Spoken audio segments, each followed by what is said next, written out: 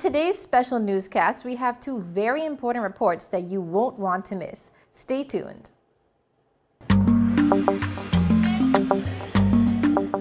Yo, everything good, Dad? Aye. This thing got me one way, Daddy. What do you mean? Ever since I hook up with this thing, can't eat, I can't sleep. This is the first thing I touch it when I reach home. What do you really? Hey, this ain't like you, Dad, this thing got me staying home, keeping out of trouble me. Wow. What your name is? Shit. I talking about my CCT life. Don't worry about missing your favorite series, sports, news, and local programming. Come to CCT today and sign up for CCT Live to access over 80 channels. CCT Live. Bring it home. 1 month free trial turn into 5. 5 months turn into, well, you know I hustle. I watching ball. I even watching football. Dad, Nickelodeon, Paw Patrol. I am hooked. Hook, I tell you. Welcome, viewers. I'm Nia Douglas, coming to you live from the beautiful British Virgin Islands. It's finally Friday, March 18th, and I'd like to thank you for tuning in to 284 News tonight. Starting off today's news, more than $100 million worth of charter vessels belonging to the Moorings BVI were detained on Wednesday by the Customs Department after approximately 138 vessels were found to be either unlicensed or without duties paid. This was confirmed by the Commissioner of Customs, Mr. Wade Smith, during an interview with 284 News on Thursday. Our Kamal Haynes has the story. The issue was first brought to the attention of our newsroom after several tourists took to the Facebook group BVI Abroad to express their frustration with the Moorings BVI and other local charter companies. According to the Facebook post, the general consensus from the paying visitors were that they were beyond frustrated after their fully paid charter vessel was detained by customs for not being in compliance with the BVI laws. This, they said, resulted in a number of chartered guests missing out on a couple days of sailing. But this development prompted our news team to reach out to the Commissioner of Customs, Mr. Wade Smith, to gain clarity on the situation. According to Smith, Customs have been working with the Moorings and other charter companies for months to get them to be in compliance with the safety certificate from the Virgin Islands Shipping Registry and equipped with a commercial recreation vessel license. Well, after failing to acquire the necessary license or safety certificate, several officers from the Customs Department were deployed to the Moorings facility, where approximately 138 vessels were detained and several undocumented workers discovered. Well, Smith said the Moorings were also fined $110,000 in order to pay another $140,000 plus in duties for 30 vessels that were previously detained during the December 2021 operation on Virgin Gorda. The operation yesterday, which involved the Moorings, I believe it was somewhere around 138 vessels that were detained. They're now attempting to bring some of them into compliance. As the days pass, the numbers should be reduced. But these companies, we've been meeting with these companies since October, in some cases as far back as early 2021. We've been working closely with them to try to get them into compliance. I don't know if you'd recall, in December, we did an operation at the Virgin Gorda Boatyard and Marina. There was quite a number of vessels there that were there after the hurricane belonging to the Moorings. We've been working closely with them. These vessels were not licensed or duty paid to be within the BVI. They did not have any status to be operated or be here in the Virgin Islands. They were penalized yesterday for those vessels, somewhere in the vicinity of 30 vessels there. Were penalized yesterday $110,000 for having these vessels here without any status in the Virgin Islands, and in excess of $140,000 in outstanding duty was collected as well. Commissioner Smith also informed that the company has been given an extension deadline date of April 15th to ensure that their vessels are fully compliant with the BVI laws and requirements. He said if the company fails to have the vessels licensed by the deadline period, 5% of the value of the vessels will be charged as required under the Customs Management Duty Act. With a value of over $100 million for the 138 detained vessels presently detained, it means the moorings will be required to pay in excess of $5 million in duties. If they don't get these vessels licensed, the vessels cannot just sit there in the BVI unlicensed. They must have some type of commercial license, or they'll have to be duty paid. And you're talking about, that amount of vessels. We needed to get a value of all vessels. The combined value of all vessels is well over $100 million. And we have to, under the Customs Management and Duties Act, we have to secure the duty by 5% of the value of that vessel, which will be held against a bond.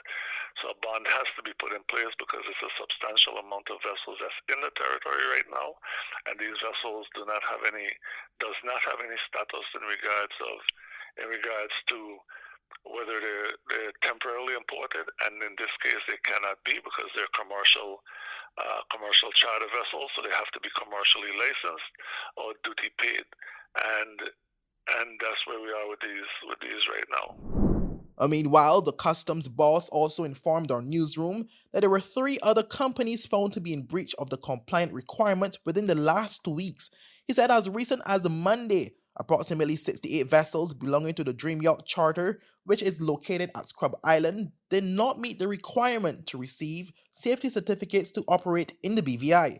But Smith said this is not Dream Yacht's first encounter with customs, as they were previously fined $95,000 several years ago for operating 19 vessels without licenses in the BVI. There's been ongoing operations with a number of other agencies involved as well. I think yesterday the operation involved the Labor Department, and they actually apprehended a couple of persons who were there working, undocumented workers over at the facility as well. I think it was Monday. Monday may have been the 14th or the 15th. Somewhere around there was another operation that was conducted at another company, which would have been Dream Yachts Charters, which are located at Scrub Island. And we were informed that they had probably approximately 68 to 70 vessels, none of which met the requirements to receive safety certificates to operate in the BVI. When we did our compliance checks, we were able to recover about 46 of those vessels. Those vessels did not have commercial licenses or cruising permits, and a number of those vessels were operating without the requisite licenses. Were also found to be in breach of the requirements was Captain Compass Charter Company. But Smith said after a compliance check was conducted, it was found that none of the vessels were licensed, which were all at the time out of the port on charter without cruising permits. Well, according to Smith, the company also allegedly made false declarations to customs officers. We are constantly communicating and working with these charter companies and trying to bring them into compliance.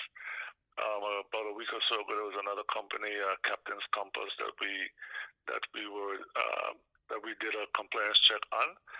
None of their vessels were in port, and these vessels were not licensed. They were chartering without cruising permits, licenses, and making false declarations to customs officers. Again, that company was penalized $55,000 for having a number of vessels out there chartering without licenses or cruising permits.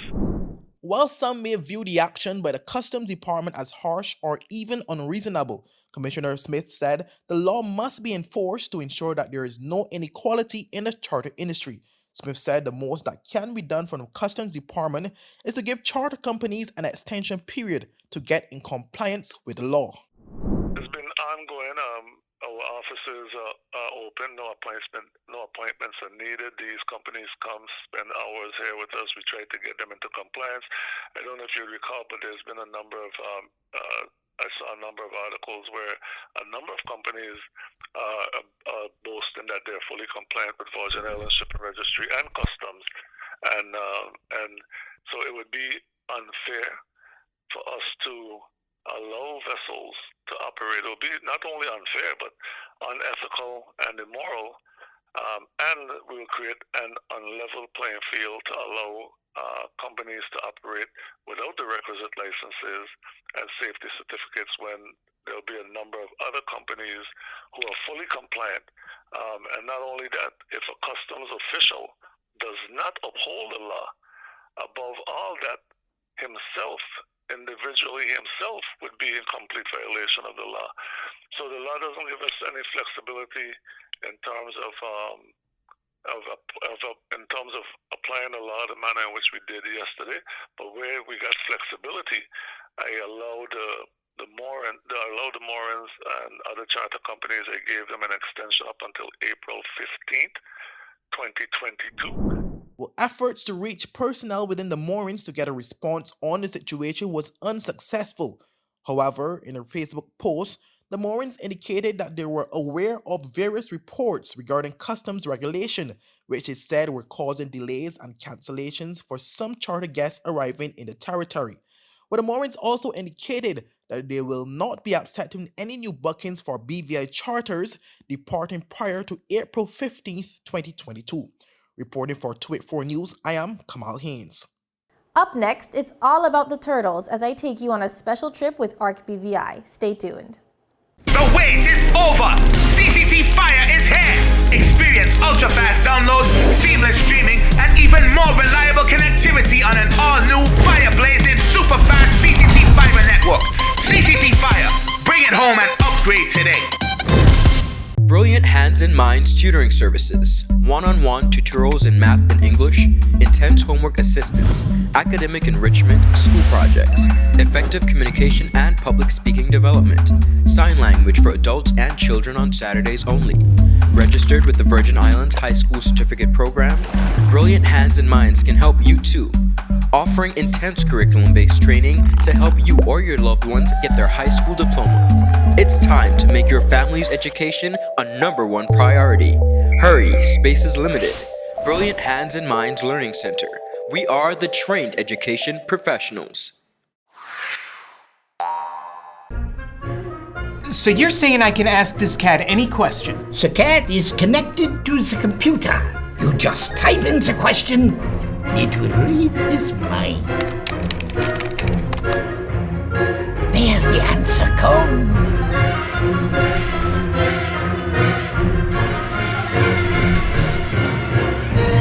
You're the man!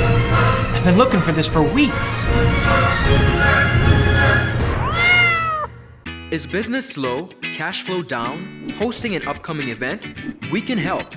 Advertise with 284 Media and take your business or event to the next level by enhancing your present marketing and messaging strategies. Allow our team of experts to create a personalized ad that sets your business apart from all the rest.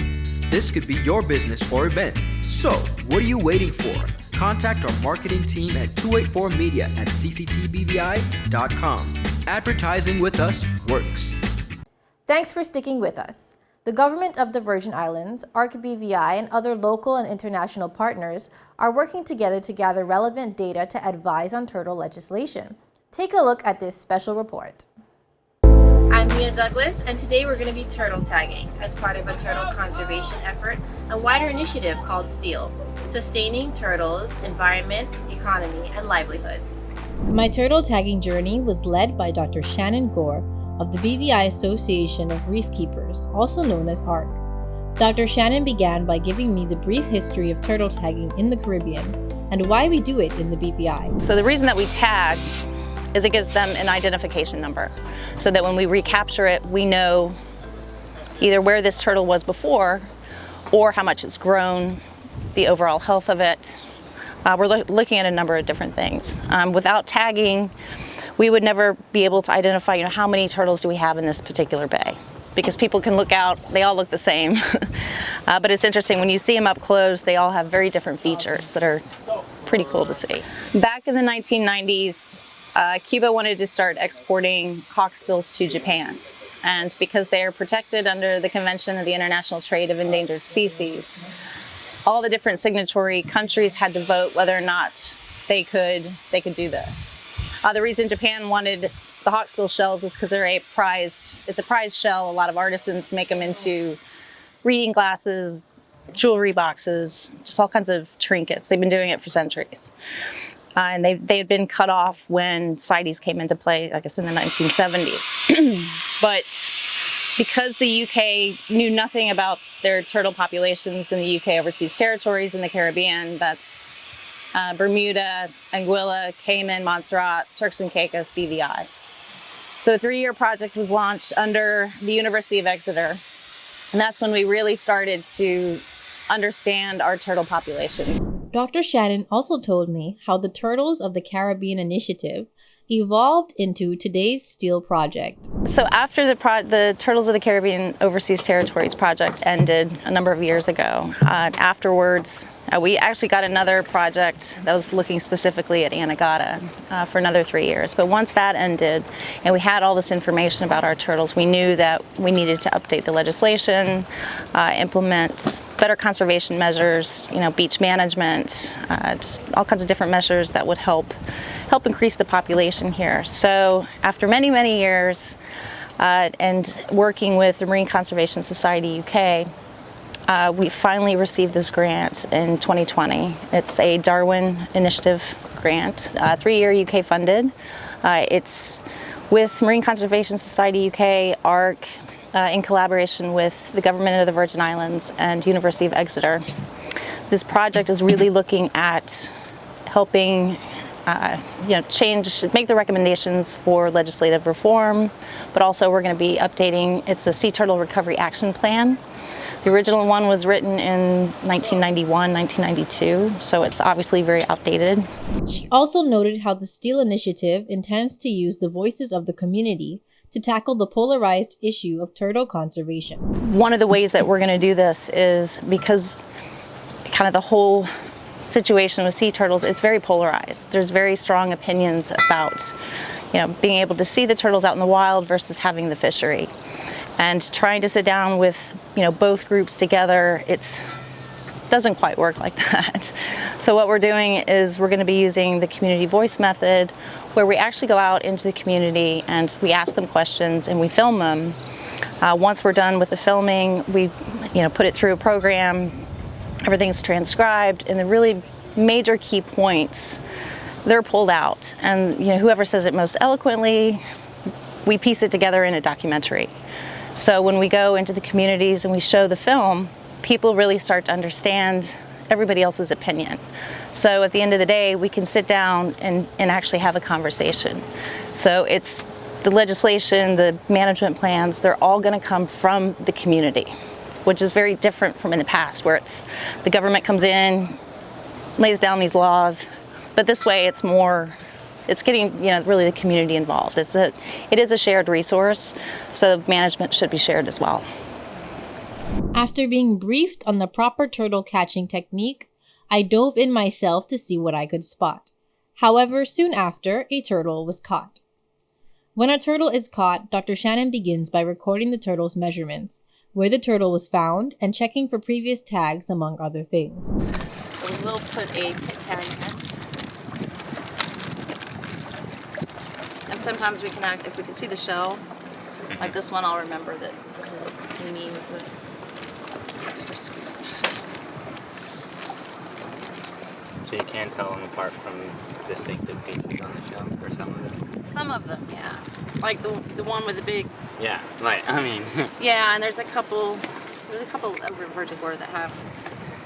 I don't know if it was a barracuda, but like a really small but massive chunk taken out, so...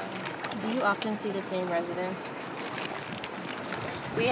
There's some that we've caught 5, 6, 10 years later in the exact same spot, which is really cool. And what was really interesting was before the hurricanes, there were a couple that we captured and tagged. And then after the hurricanes, they were in the exact same spot. Wow.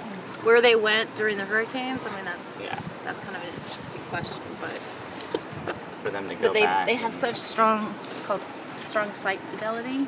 If they find a spot, they're going to stay there. Okay. And they're going to stay there for years and years and years. Gotcha. Does this hurt? It's like getting a shot. this in your ear. Sometimes it hurts us more than their skin is super tough as well.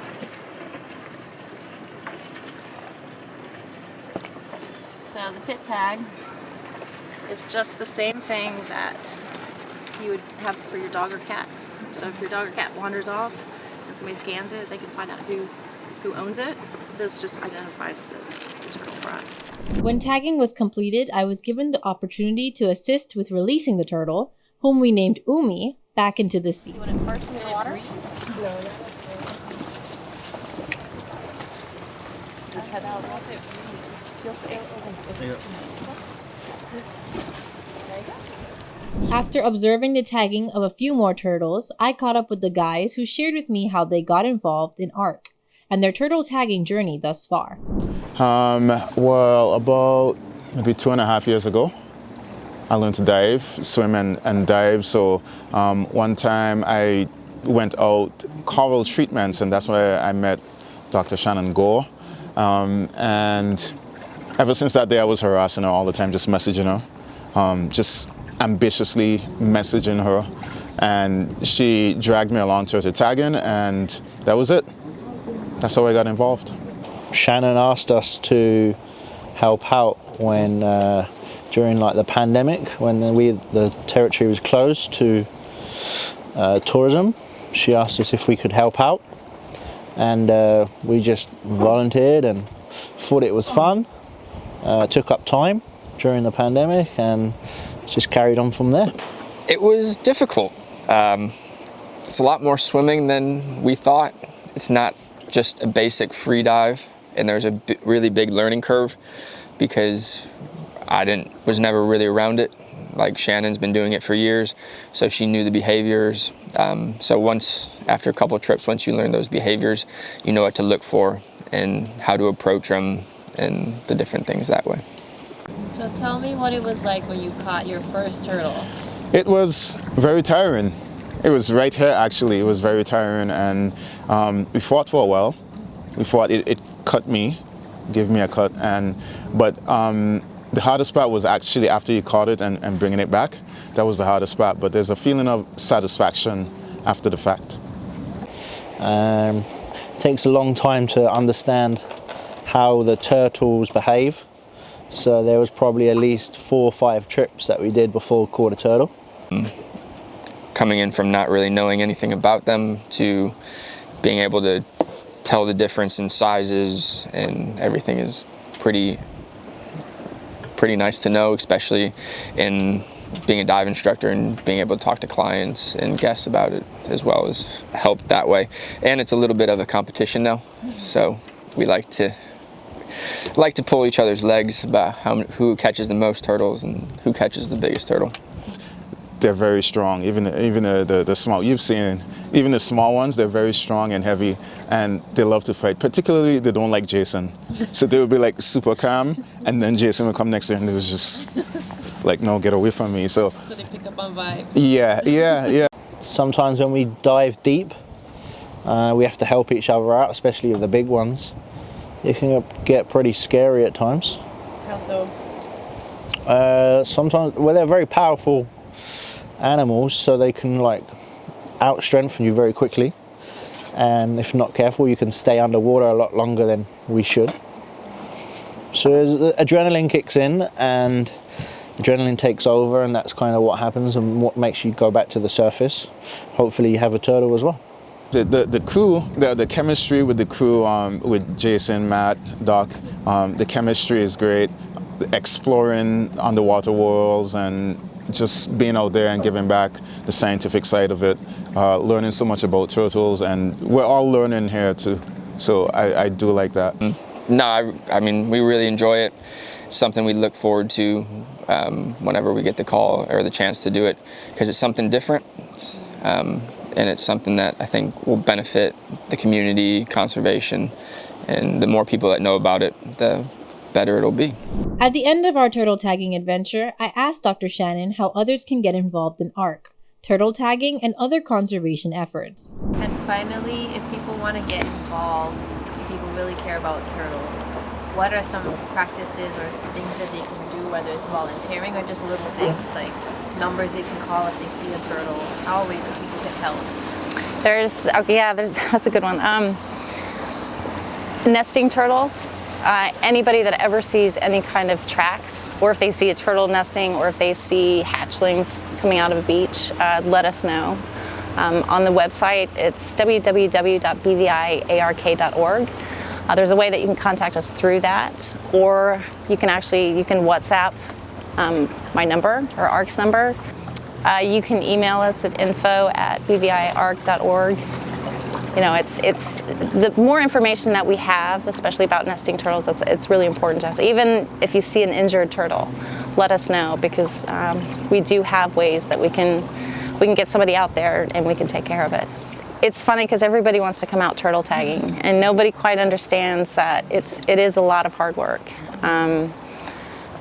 I would ask people more to help us with, doing beach walks. Letting us know, if they see turtles somewhere. It's so much like actually coming out. We've had a few people that we've tried out, and even they've been like, this is so much work. But if there is somebody that, if you think that you can swim for half an hour chasing a turtle and then dive down 30 feet, pick up an angry 30, 40-pound turtle, then yeah, we'll try. But you cannot be afraid of the water, so it's... And if that's the case, they contact ARC? Yeah. And while Dr. Shannon is right about turtle tagging being hard work, at the end of my time out at sea with ARC, it was evident to me the importance of more Virgin Islanders getting involved in the conservation of our environment for future generations, whether that's diving for turtles under the sea or simply reporting a nesting site. Nia Douglas, 284 News. Well, that's it for today's news roundup. Be sure to follow us for daily news updates at 284media.com. And like us on Facebook at 284media and 284BVI on Instagram and Twitter. I'm Nia Douglas. I'll see you again tomorrow as we deliver your daily dose of local, regional, and international content. 284 News, your source for honest and impartial news right here on 284 Media. Happy Friday, everybody. Have a great evening. Livestream cable TV is here with CCT Live. Access over 80 channels that you can watch either at home or when you're on the go. And don't worry about missing your favorite series, sports, news, and local programming. Rewind and watch in your own time. Come to CCT today and ask about our 1-month free trial offer.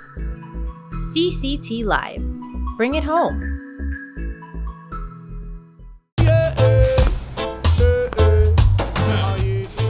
Father Jesus, that line here long like church service. Alright, do enjoy the rest of the day. Next customer line, please. Wait, hold on a second.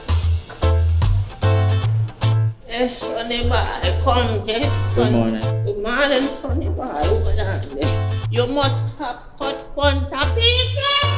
It's okay, I'll take care of it. What? No man to take care of me.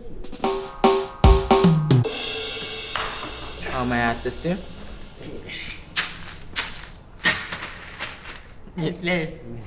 You want top of power? You want top of power?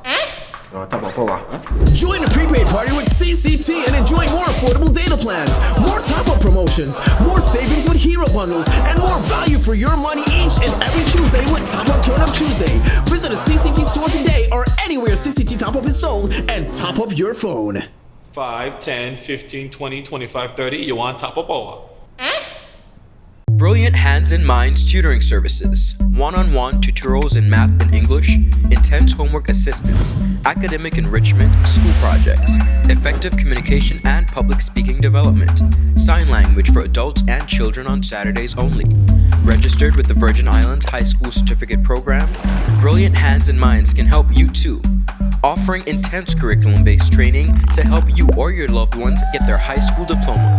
It's time to make your family's education a #1 priority. Hurry, space is limited. Brilliant Hands and Minds Learning Center. We are the trained education professionals.